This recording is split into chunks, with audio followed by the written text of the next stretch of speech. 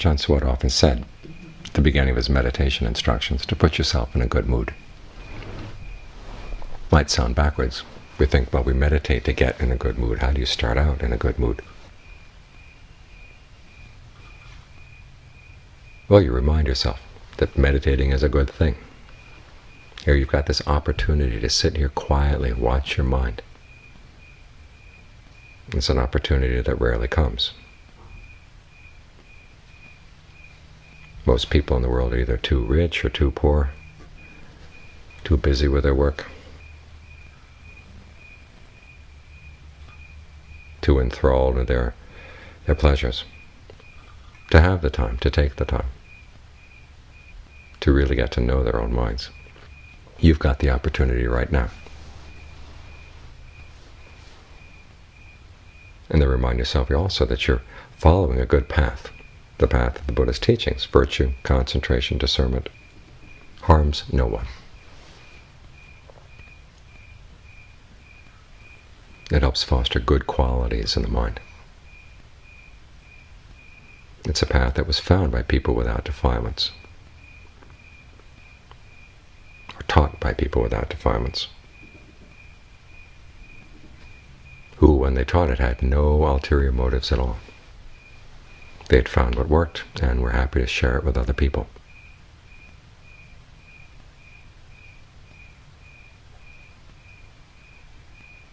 So if you find that you bring a bad mood into the meditation, stop and think for a while. This is one of the reasons why we have the chance to think about things that are conducive to meditation, to remind yourself of why it's a good thing to be meditating. Think thoughts of goodwill. Remind yourself that ultimate happiness can't be found in the body or the things of the body. If you're going to find true happiness, you have to find it in the mind. So focus on whatever theme you find helpful to get yourself in a good mood to meditate.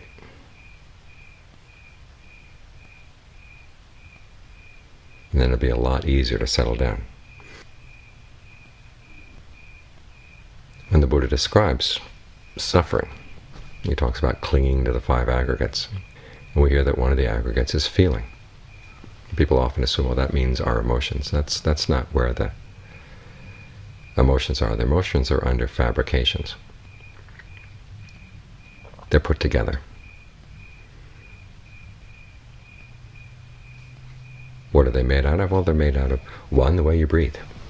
Emotions are a physical thing. It's not totally mental.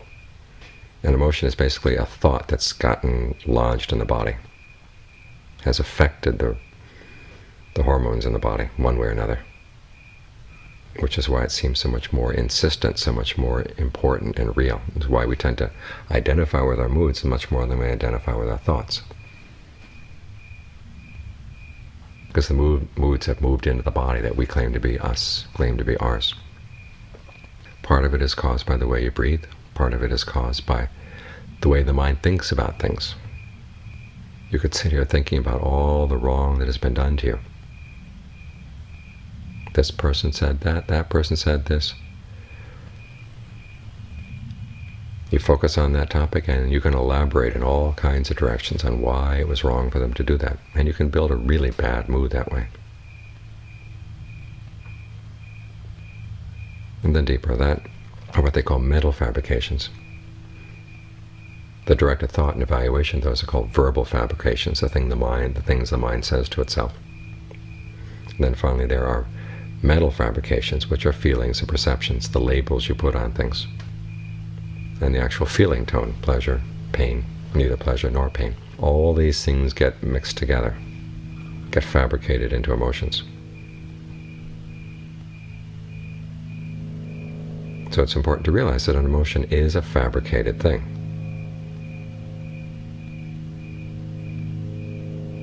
It's not primal. I mean, it may deal a lot in the lizard part of our brain.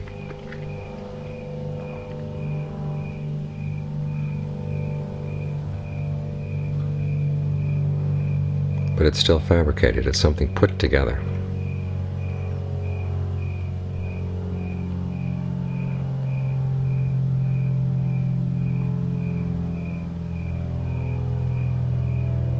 So when you realize that it's put together, you try to put together a good one if you find yourself in a bad one.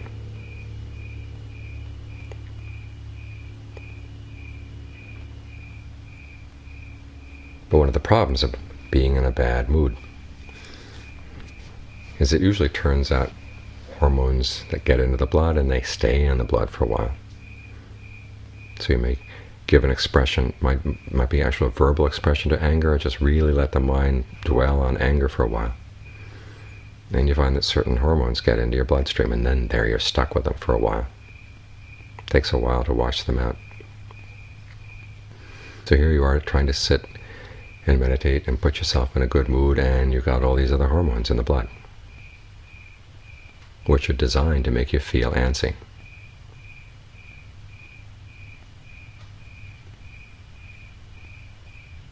So if you find that you're having trouble putting yourself in a good mood, it's because you're allowing the basic sense of the body to have a big impact on the mind. And that's something you've got to learn how to cut through, otherwise it becomes a vicious circle. The mind feels lousy in the body, and so that it turns out more lousy hormones. So it's important to know how to cut the cycle. One way of doing it is realizing, okay, there's this stuff in the body, it's going to take a while for it to get out.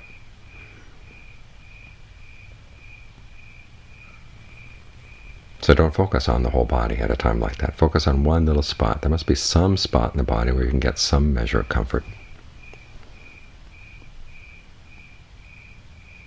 And then focus right there.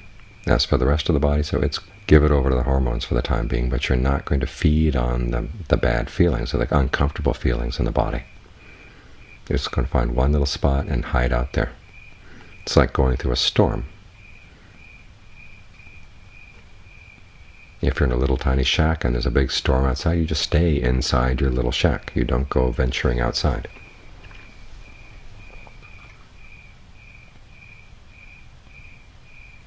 Try to find a place that's safe from the wind and the rain and just stay right there and content yourself, saying, well, at least right here is safe.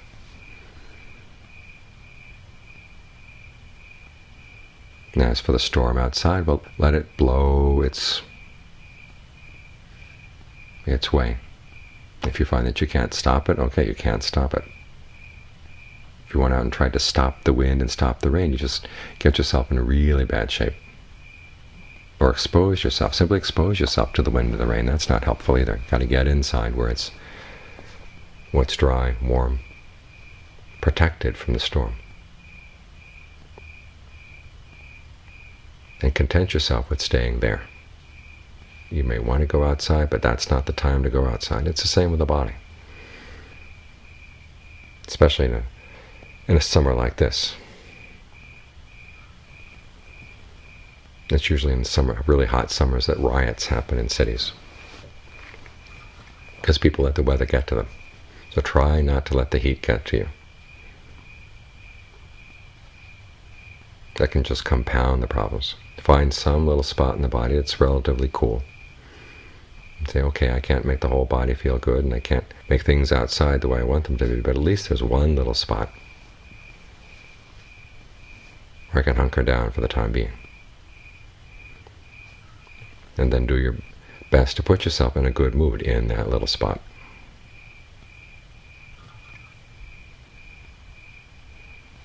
This is a basic principle you have to use in all aspects of the meditation, because there'll be times when you can't get things to go the way you want them to. Not only in terms of your moods, but also in terms of social situations.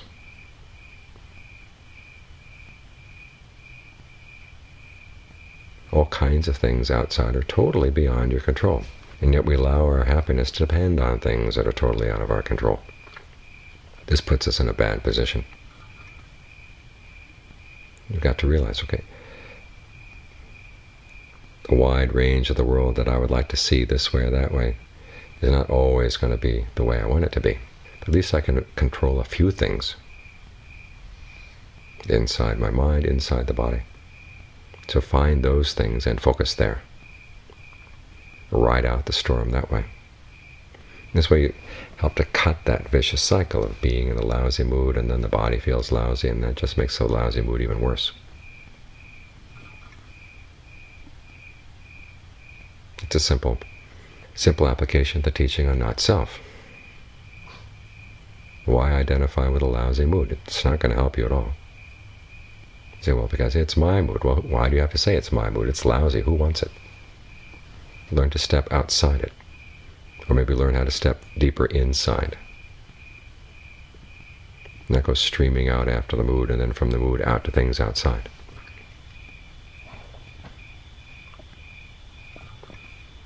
For the time being, identify only with what you can control.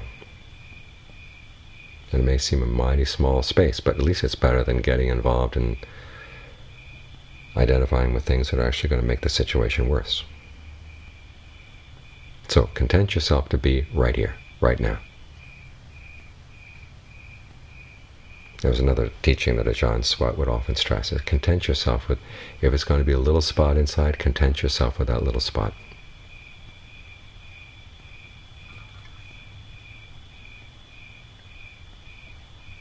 Meditate, he would say, with a sense of contentment.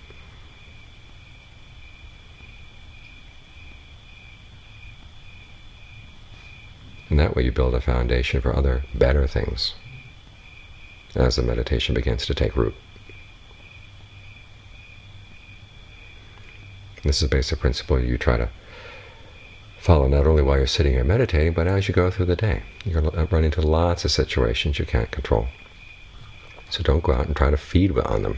Don't go out trying to claim them as you or yours. Learn to have at least a little spot inside that you can feed on, to provide yourself with some nourishment. So you're not going out and eating scraps and garbage that other people have thrown away.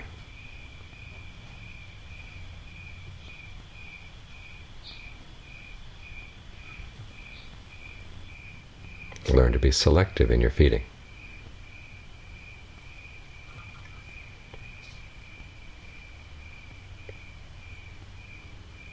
And as you do this, you get a better and better sense of exactly how much you can control your moods, how you can condition them in the direction you want them to go.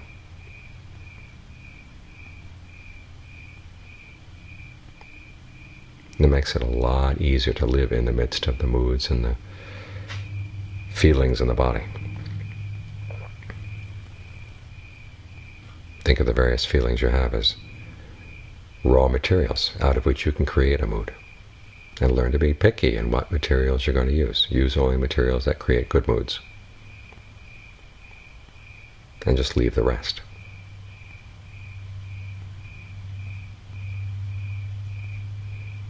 Now this doesn't mean turning a blind eye to mistakes that you've made in the past.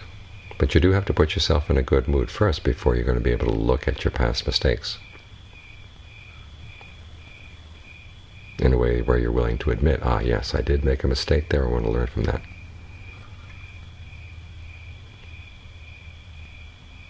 So the basic principle is always do what you can to put yourself on a good solid footing first.